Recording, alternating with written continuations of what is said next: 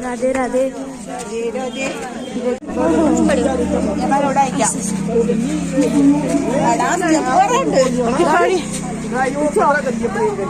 मैंने ऐसे भी पर बढ़िया नहीं ऐसे भी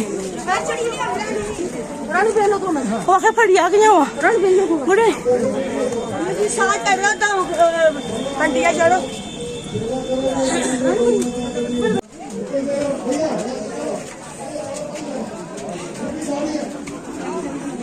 लाइन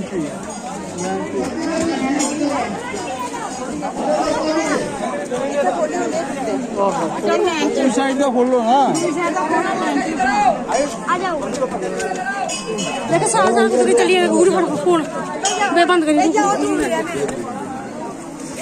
ओ भैया जाओ इधर आओ अट्टियो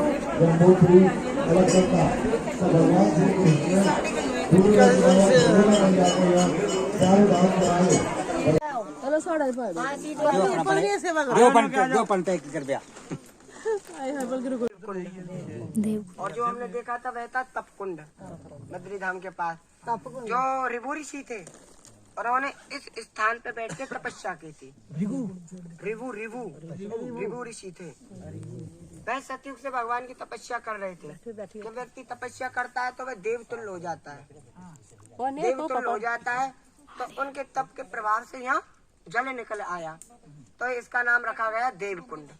इस देवकुंड में ब्रजवासियों ने नहीं, संसारिक नहीं, देवताओं ने भी इसमें आचमन एवं स्नान किया है। ऐसी बात नहीं है देवताओं से अपराध नहीं होता है, देवताओं से भी अपराध हो जाते हैं जीवन में। तो ऋभु ऋषि ने यहाँ पे तपस्या की थी तो उन तप के प्रभाव से उस स्थान का नाम तपकुंड है।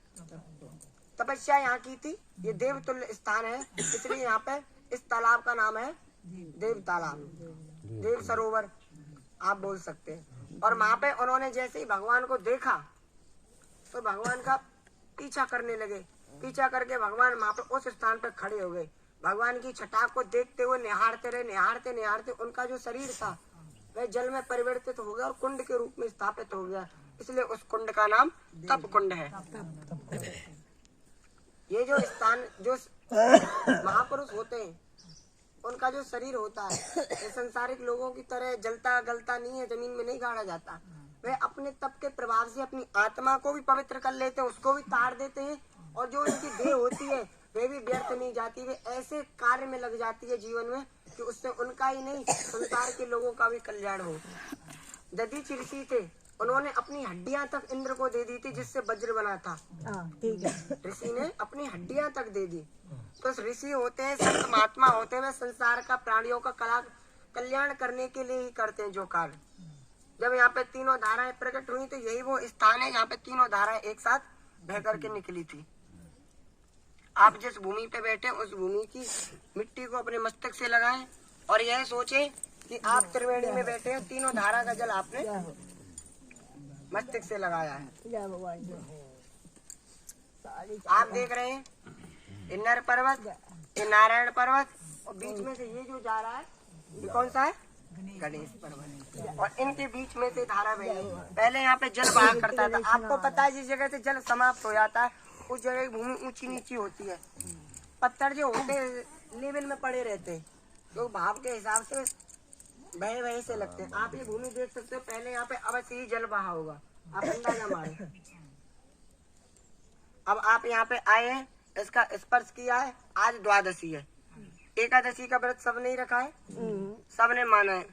उसका पारायण का वो है। देखो गलत ना समझना, जो बात होती है वो हम सब बताते हैं, चाहे अच्छी हो या बुरी हो, मानो ना मानो वह आपका कर्तव्य है, आपका वो है। द्वादशी का पारायण कैसे किया जाता है, कैसे करते हैं?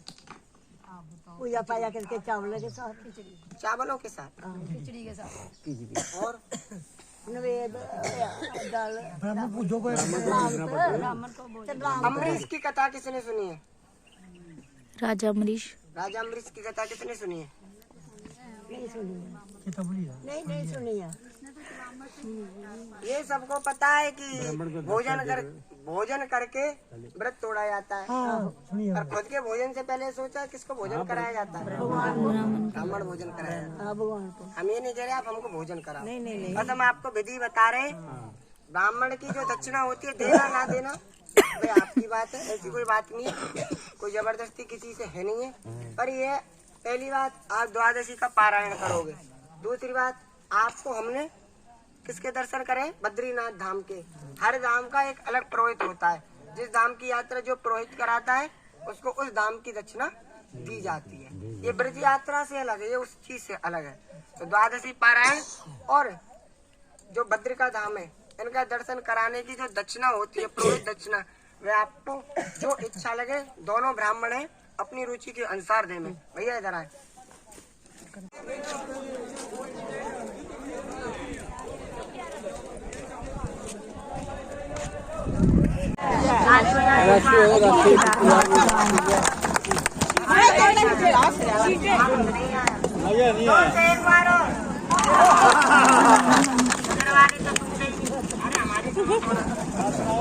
अरे क्या फोटो के चक्कर में फिर फोटो में रह जाना हम लोग।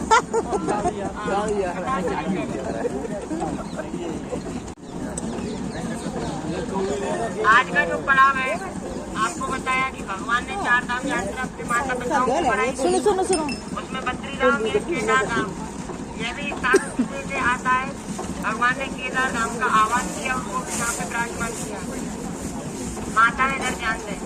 बाद में मत कहना पंडित जी हमको नहीं बताया आपने, हम नहीं सुन पाए। आप पहले जल्दी पहुंच जाते हैं। भगवान ने यहाँ पे केदार धाम की स्थापना करी है। जो पर्वत है यह सफेद पत्थर का है। केदार धाम क्या बर्फ से बने हुए हैं, सफेद है, वो बर्फ पड़ती है। किंतु यहाँ पे जो पत्थर है, इस पर्वत का वह सफेद पत्थर है।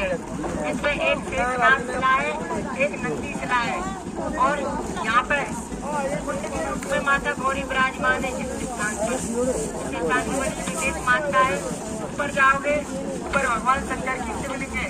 उन 2 जगहों वहाँ जाकर के उनका दर्शन करना है। दर्शन करके चाहे वो चढ़ सकते हैं, ऊपर दर्शन करोगे तो वहाँ पे सामने भी आना पड़ता है, ध्यान से उतरना है। आपकी सावधानी आपके हाथ में, कोई जाए तो जा सकते हैं। उसके अलावा और के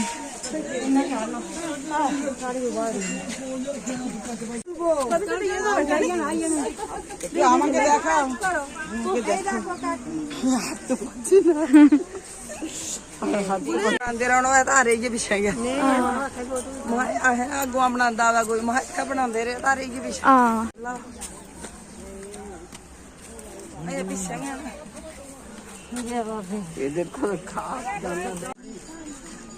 आ रही हूँ। कोई गल नहीं, कोई अच्छा तो कोल जी पाना नहीं दिया।